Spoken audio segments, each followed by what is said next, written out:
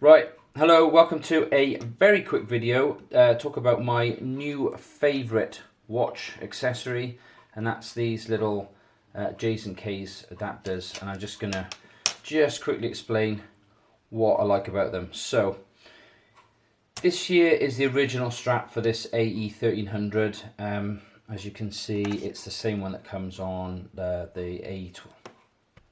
AE1200, so you know, the Casio Royale. I'm not a massive fan of it. I think it's quite flimsy.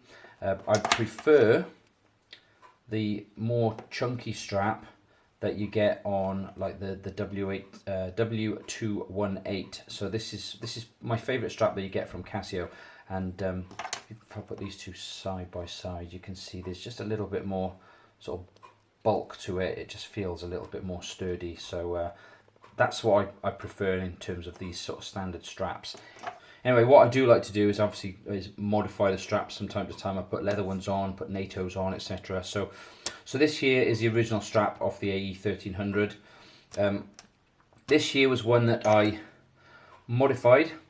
So this is a 22mm strap, and I don't know if the camera's going to pick this up. I cut and notched the edges of this so that it would fit into the 18mm gap. That doesn't look terribly neat there, but trust me, when it's on, it actually looks really good. I'll put some photos up on the screen if I can find some shortly.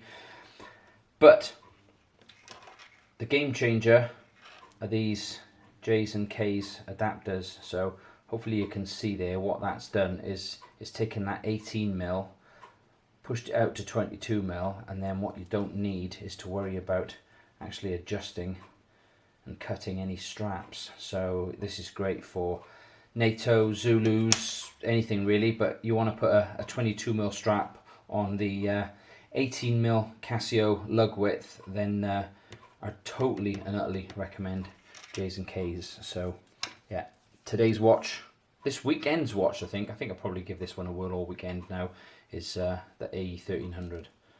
Yeah, any questions, pop them below, and I'm sure I'll put some links where you can buy some of this stuff as well.